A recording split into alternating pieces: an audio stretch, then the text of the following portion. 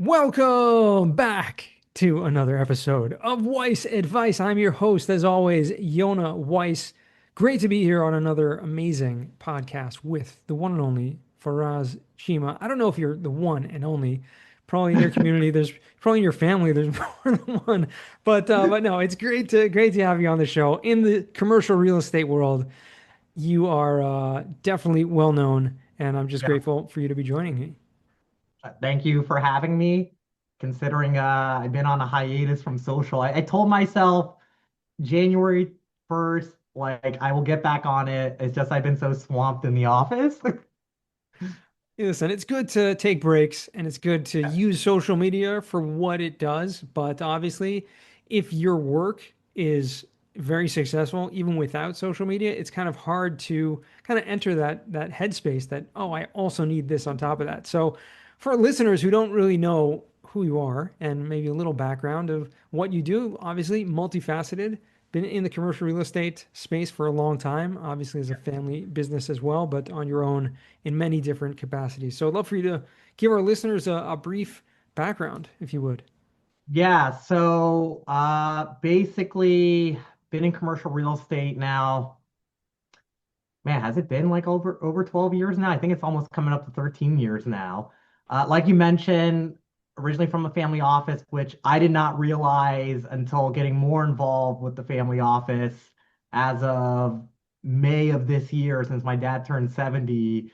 You were already involved with my family doing Yeah, cost seg small world. stuff. Yeah, really small world. I didn't even know that. We made that connection.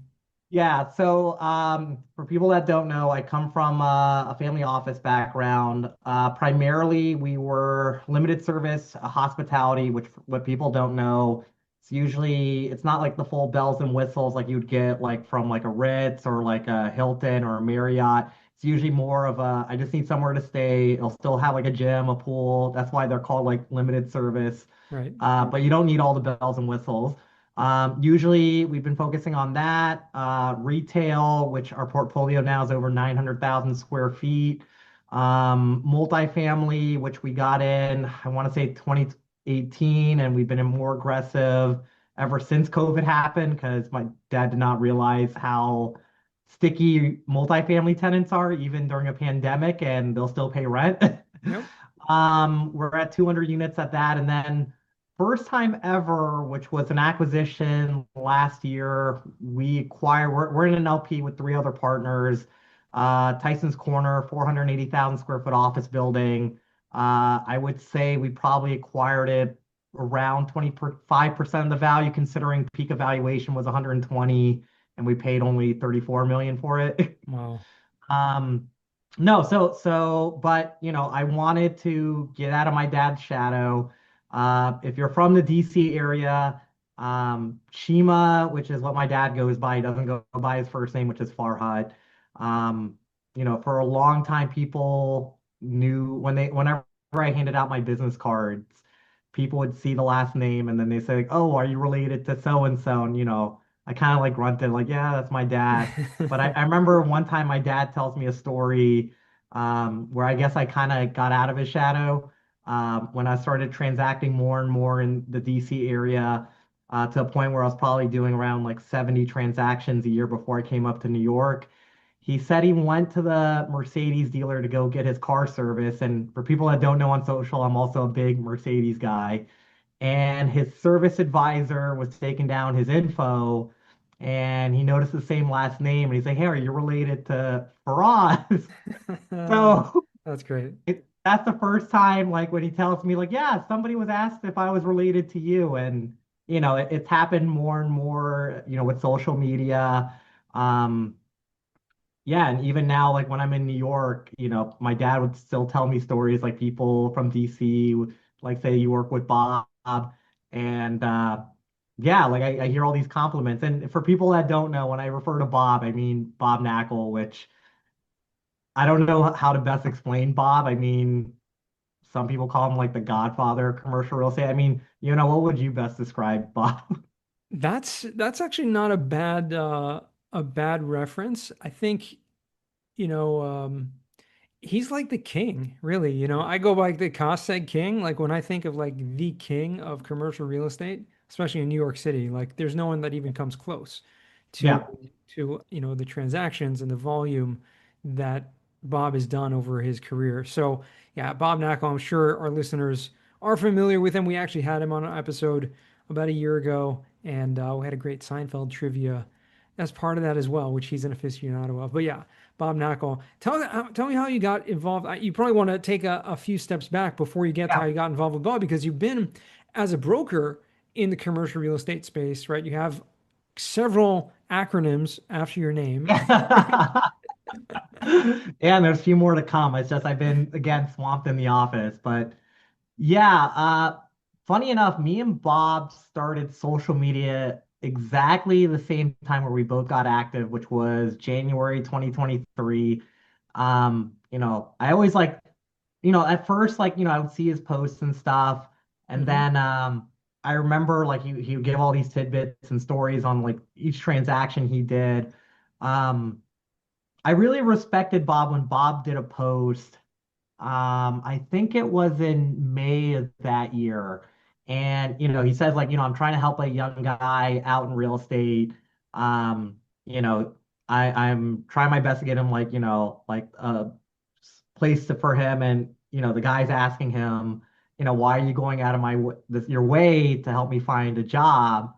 And he said basically like this guy's worth ethic and like how like dedicated he was. He felt like he had to do something for him. Oh, And he said one day, you could be my boss. He was actually referring to Harry Hockman, who's now at City Urban Realty, which me and Harry are actually really good friends.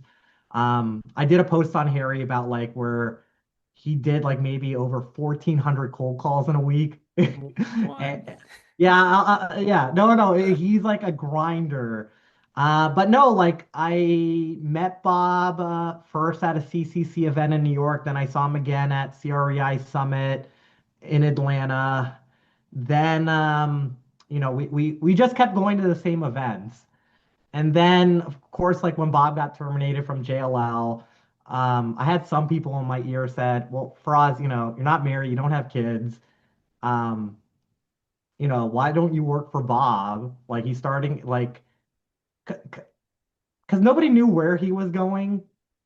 And all right, I really hate to admit it, but like I knew 6 weeks before he announced it. Right, We were at a Guns and Grits event Ken Ashley was hosting, and he's telling me he's starting his own firm, and most of his asset types was originally Bob's like most transaction wasn't development, it was actually multifamily, right. but his biggest bang for buck transactions were development.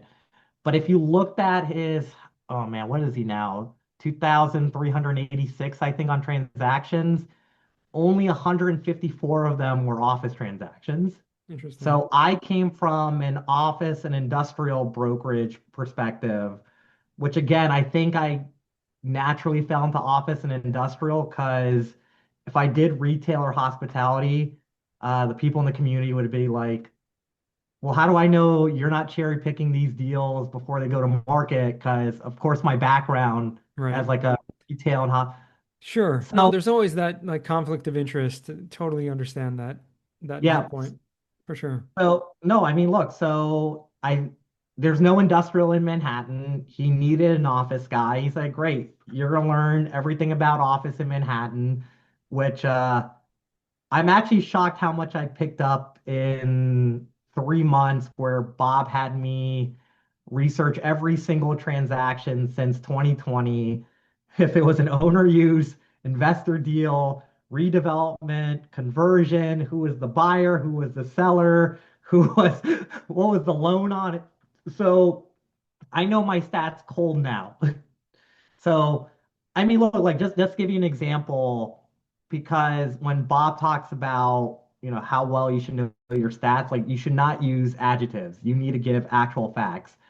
So, like, we're still waiting for a few more days left till 2025 is over. But just to give you a reference point, so in 2020, there was only 16 transactions in office. Price per square foot from 60th Street all the way down was 1,041 a foot. That equaled about 3.4 billion in sales and 2.97 million square feet. Now you go to 2021, 20 transactions, a little over 4 million in square footage sold, 2.8 billion sold, 906 a foot. Okay, not bad, right? Like you're in a down market. 2022, 25 transactions, 2.79 billion it sold, 800. 2023 goes down to 789. This is where it plummets. Last year, 492 a foot. 492, but 40 transactions happened versus the other years was anywhere from 16 to 25. And over 9.6 million square feet traded. Now, here's some hope. As of right now in 2025, and again, we still have like a week to go, 49 transactions. It actually upticked 541 a foot. So there's an increase of 9.9% of last year's price, but we're still 48% down from 2020. But all the office owners I talk to, and like, with all the bidding activity we have on all our office listings. So I'll give you an example. Like, thank God for my 6 screens where I can Yeah, actually right. pull. That's a lot of You know data. what I like- You know, Yeah, you no, have no. to take in a lot. Well, so we have two buildings one in Flatiron, one in Greenwich Village. We have over 439 inquiries on those two buildings. We've done over 100 tours. We have like over 50 bids on those two buildings. On like another small building that's like a conversion building, like small building in Flatiron. We've only been on the market 6 weeks, 478 inquiries in just 6 weeks. And then same thing with the fee position we're selling in NoHo. Again, we went on market same time, but it's an office building. We're selling the ground position, 246 inquiries. So I ask all these office owners, before I actually like finalized all my stats, Hmm. do you think we've hit the bottom? And the constant answer I've gotten was, yes, I think we've already hit the bottom. And the stats I just told you kind of indicates, yeah, like if this continues, then 2024 was the bottom. It's I know pretty it's a lot. crazy. Yeah, no, so that's I mean, that's why I think I don't know if you've learned a lot of this from Bob in terms of studying the data to understand the markets and the market cycles, which he talks a lot about in his book Selling Buildings as well, which incredible just insight into his life and transactions and philosophy. But there you really have to study the data in order to understand the cycles and how commercial real estate works. And it's totally cyclical. And I think someone who has as much experience as you and and surrounding yourself with others who have more experience, you're able to see that and to be able to be in the right position at the right time to Yeah. really dominate in your market and focusing and I think niching down like you have on office specifically in the area, you're going to stand out and Yeah. that's incredible. Yeah, I mean, look, and the other thing that's happening right now in the city, which people might not be aware of, but New York leads when it comes to office and residential Yeah, conversions. Just right. second, like behind, like is DC. So like unlike this date I just spat, like I have like data like so basically we track every single potential deal that's being like marketed or like you see like some kind of press like oh yeah it's potentially being converted. Then we have from potential to pending, meaning like plans were filed, like they're ready to move forward, to then being active where the construction's going on, and then finally where it's completed, right? So again, this is now quarter 3 data because I have to update quarter 4, but there's 70 conversions that were going on. Out of the 70, 64 of them were office to resi. So only 6 of them were, maybe hotel to resi or hotel to migrant shelter or like office to medical center. Right. But to give you an idea, in out of the 70,000, sorry, the 70 transactions, which is just a hair under 24 million square feet, For the office, it's at 22.1 million square feet. Hmm. And now there's like news like just came out last week. Slate just bought a building that they're converting in Sixth Avenue, and if I remember right, it's like 567 units just being converted. And what people don't realize is in New York, there's a few things that are beneficial. One is, we had City of Yes pass, Midtown South rezoning passed. There's tax programs like 467M because, if you talk to Bob and, why new development is struggling, it's because when 47 was implemented, if you go over 99 units, you have to pay prevailing wage starting at like $72 an hour versus 467M there is no prevailing wage requirement. You do have to allow like 25% affordability in the units where it's anywhere from 80 to 130 AMI, but you get 3 years of, tax deferment. You don't have to pay any tax abatement during the construction phase, and then 35 years of abatement at 90%. So it makes a lot of sense, especially when I talk to these developers where, they would like to build more, but they can't go over the Sure. 99 units, and now they're looking at more and more conversions. Right. Yeah, and you So, have that information if you want to sell a building, right? You want to sell a space, because yeah, the more information that a buyer has, the better off they are, number one, for themselves, but the more equipped they are to actually make value and add value to, yeah, and that's the bottom line. That's really what commercial real estate is all about. It's about adding value. Um, so yeah, I mean, the more information you have, the better. yeah. Now back to what you were saying. Like, was it something I learned over the years, or was it working with Bob? Like, I always had a rough idea of like, like what things were trading for a price per square foot, like, Right. what like rental rates were in like certain submarkets, but I never got down to the weeds. I could always spit off how many buildings traded in each year and what the price per square foot. Anything more than that, like percentage changes, and I got to keep my screen open. Mhm. But, one thing he's always mentioned, and it's not hard to do, is just putting the time into it, Right. is actually researching every single deal and building your own comp set and not relying on third party, data sets. So, I mean, look, like, and when I talk to owners in New York all the time, they're shocked when, I know all this information. And then I think they get more shocked that I only spend like 3, 4 days a week in the city and then I still come back home to DC.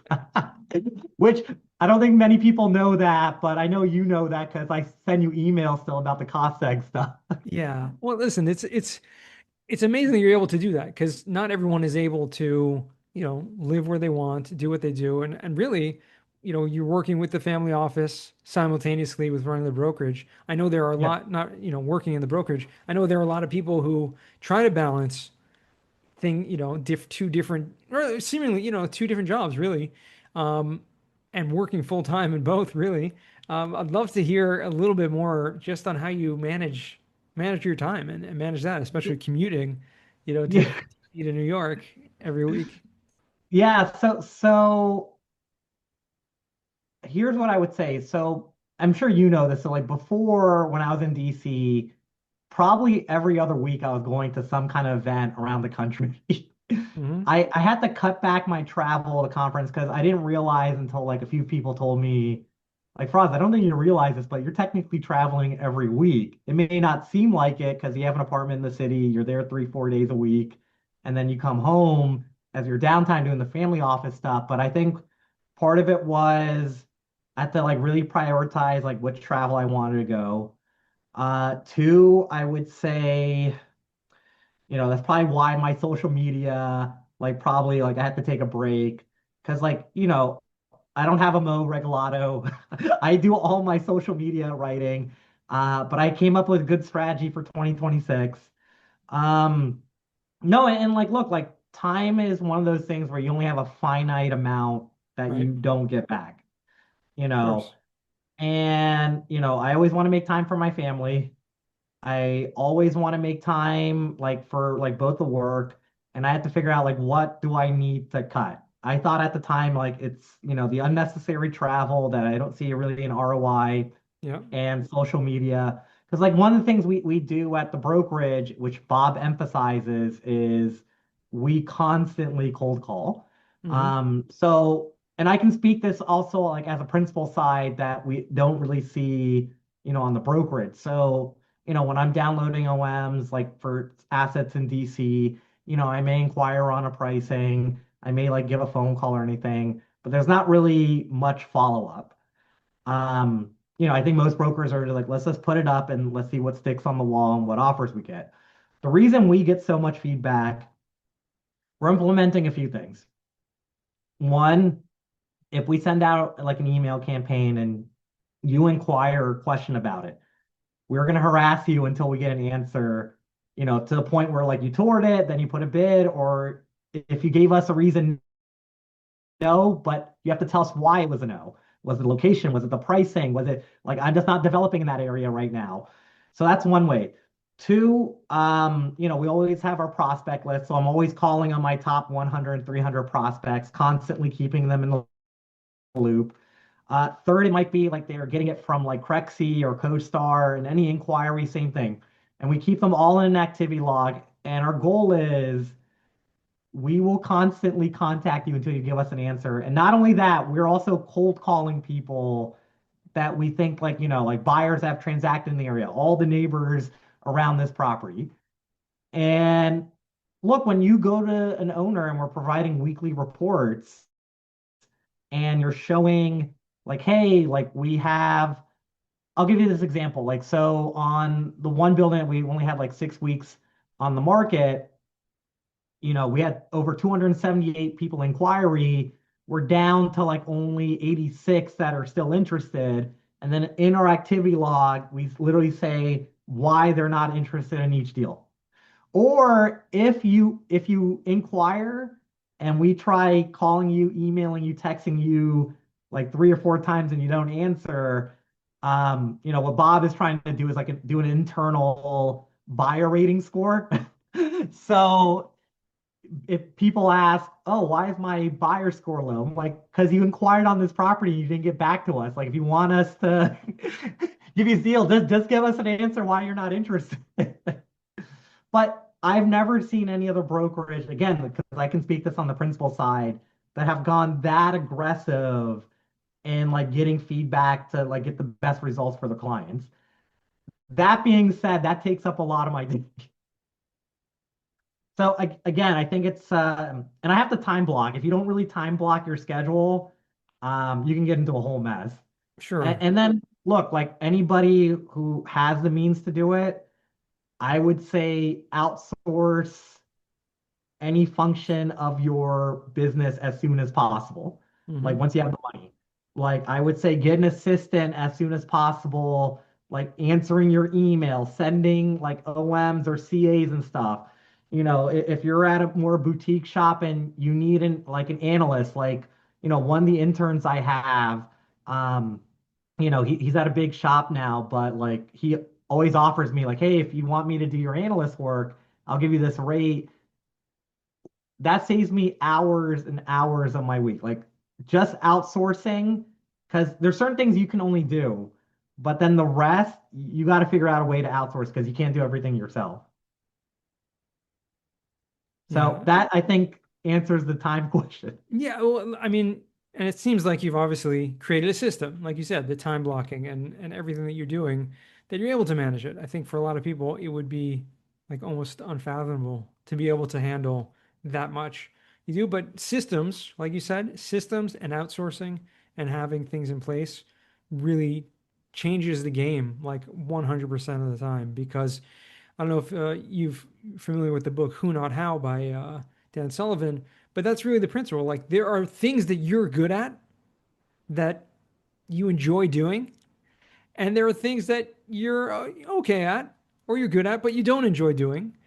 Everything that you don't love doing, give to someone else, like outsource. Yeah. It's not worth your time usually because you can probably find someone to do that is, similar. Same thing for me. Like I do, a lot of things in my day to day. I have, multiple things going on besides for the costing business, have the podcast and all kinds of things. If I didn't have a team behind me handling a lot of the work, I wouldn't be able to do everything that I do. And it's simple. And I think a lot of people overlook that, overlook their capabilities and thinking, oh, I have to do everything all the time. And it's really just not the case. Yeah, I was in that mindset for a while, probably a few years. I would say get out of that mindset. Once you have the money to, pay somebody to outsource things. Because I mean, look, if you're like anywhere from like a 200, $500,000 an hour, you need to outsource it to like, the $15 an hour guy that can handle the minuscule stuff. You're Now, on mute. yeah, yeah, no, I saw that. I do it back and forth, so my editors will take this part out. But it's just so the if there's any background noise. But Faraz, I want to move to what we call now the final four. These are four Okay. questions that I like to ask all my guests. First one for you is, what is the worst job that you ever had? I would It is like it's the worst, but I think it built a lot of backbone. So, my dad didn't really come to this country with a lot, and like he's very successful now. And I remember it was my about to be my 14th birthday, and I get a call from my dad. He's like, "Hey, I got a surprise for your birthday," and I'm thinking it's like something really neat and everything. And he says, yeah, your aunt got you a job at Popeyes. You start next week. So the legal age to work in Virginia, which I was living at the time, is 14. And, I was like a cashier, probably had the worst acne because of like all the fried chicken oil in the air and everything. And I forget what minimum wage was, but it was definitely below $7 an hour. And then you look at your paycheck and you're like, man, this is how much like taxes take out of my paycheck. It's the worst for a lot of reasons, but I think that job gave me a lot of, financial backbone to realize like Yeah. how hard it is to earn a buck. I think for a lot of people, it's the first job for a lot of different reasons, but simultaneously, working in fast food is going to be, a combination of probably the worst job for a lot of people. You probably learned a ton from that Yeah. job for sure. Second question, what is a book you've read that's given you a paradigm shift? So I'm still reading it right now, but we're like so everybody in the office is actually reading it's called Pitch, which is by Danny Fontaine. He was actually speaking at the SIOR conference in Louisville, and he's pitched like all these like billion-dollar companies and whatnot, and it's basically teaching you like re shifting your way of thinking of how you should be pitching. And he did a presentation where it was like the British Railroad. They're trying to find an advertising company to help them rechange their image. So the story he gives is, these executives come to this boutique office, like they're keeping buzzing, trying to get in the door like a few times, and it's raining and they're drenched. And then like after like maybe the fifth buzz, like the assistant lets them in, but like doesn't pay them any attention. They say like, "Hey, we're here for so and so." It's like, "Oh yeah, right there." And then she's on the phone filing her nails, and they're waiting like 20 minutes and the guy's not showing up. And then right when they're leaving, the guy comes out. He's like, gentlemen, this is what your customers deal on a day-to-day basis. Now that you know what they're dealing with, now we can come with the solution to your problem. Because he wanted to put them in that mindset Sure. of like what their customers were going with. And then it also like he talks about like how like like how to improve your pitches and like how to have like he goes like through this story called like the hero's arc, which like uses like in many movies and stuff, and like how you should emphasize in pitches. But no, I mean, look, like it made a huge. I thought the presentation was good. I got a book. Bob was more than shocked, and like now it's like an assignment for everybody in the office to read. That's amazing. It's a book I'm not familiar with, so definitely add that to the book list, the on Yeah, ever going, ever never ending book list, I should say, that we get from our guests every week. We'll put it in the show notes. Definitely one I'm going to check out 'cause it sounds very fascinating. And you always want to try to sharpen your saw and get better. yeah. So Definitely look into that. Third question is, what's a skill or talent that you would like to learn? And this could be anything. I would say there's two things. One is, I've been spending, because again, with time, you got to figure out like what you can outsource. But now with this whole thing of AI, like one of the things I've done with my coach, um, I, first of all, I didn't realize how many social media posts I've done from when I took my break all the way back. Apparently, it's over like 1,300 posts. But during Thanksgiving break, I went through each post and I had like five different prompts. And I trained AI on, like certain writing styles I do on certain things. Um, I've actually taken some of Bob's posts too and like incorporate like how storytelling and everything. Um, because even though like everybody's like shocked when I write up posts and whatnot, like that I'm coming at all from scratch. And when you use AI to write a social media post, you can tell if it's AI. I've been testing where like, if I upload an article or if I just write like bullet points like, hey, this is what I want to talk about, this is what happened, blah, blah, blah. I was honestly surprised how well it wrote in my voice. So, I'm still looking at it, but like I just give it a few things. I put in, depending on the prompt I want to upload it, it will save me hours out of my week if I get back into social or if I give a synopsis on any like news that's going on. Because like you want to like give, let's be real, like reading articles, writing social media posts and stuff, it's takes up a lot of time that we don't get back, right?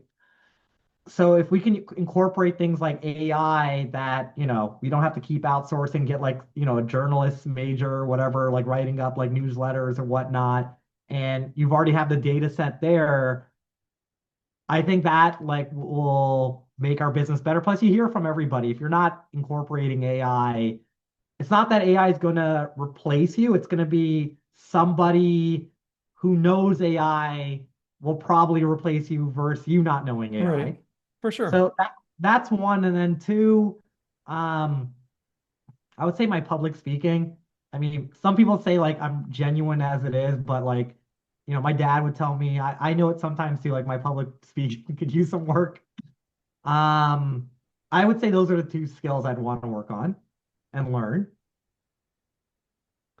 All right. Those are definitely excellent skills to have for sure. Yeah. And I think for most people, those kind of check boxes that we want to get better at. So definitely love to hear that. Fourth and final question: what does success mean to you? I think success means, I mean, look, everybody has their own definition of success. I think it's, you know, working in the field that you truly enjoy, that it doesn't feel like work. Hmm. We just talked about I technically do two jobs going back and forth, and people are shocked that I still do it. Having the time to, I mean, look, in my 20s, which is probably makes sense for a lot of people in their 20s, where you just grind, grind, grind. But when you get older, you realize, you want to spend more time with your family. You want to give some time to yourself. Um, I would say like, working in industry love, having the time to, make time for your family, for your faith and everything. And I think just being a good person overall, right? There's no reason not to be a good person. I think one thing that like shocks me the most is, everybody says that like in New York, like Bob's dealt with this so many people and like nobody has anything bad to say about Bob. That's a really it's very insightful about the character of a person. And in the end of the day, that's really what matters most, I think, for me personally, but for a lot of people, like your character is gonna it can be what shines through. Um, Yeah. so Well, and yeah, I think that goes back to your point, like, yeah, I love social and everything, but like it was taking away time from what mattered most. Again, like I'm in 20 start of New Year's, I'm going to get back on social. I found systems to help me stay more consistent. But I think I had to like basically get deconstructed in New York and like rebuild myself to figure out like the perfect systems and everything so I can accomplish everything without feeling burnout. Yeah, for sure. Faraz, this has been awesome. I've learned a tremendous amount about you and about your business and your day to day, and I appreciate you coming on the show. Where can our listeners find you or reach out to you if they want? Uh, you'll see me back on LinkedIn probably. So we're actually recording this like 2 days before the New Year's. So January 5th, you'll see me back on all social. You can email me at, Faraz, Faraz at BKREA.com. Yeah, I mean, I'll do my best to get back to you. Uh, Thankfully, I have an assistant that will check my emails and make sure I don't miss anything. And Yonah, I will not forget about those PIP documents I owe you for that hotel project we did. No worries, no worries. This has been a lot of fun. I appreciate you, Faraz, as always, and to our listeners, thank you guys for joining us all the way to the end once again. And remember, until next time, the best advice comes only when you ask.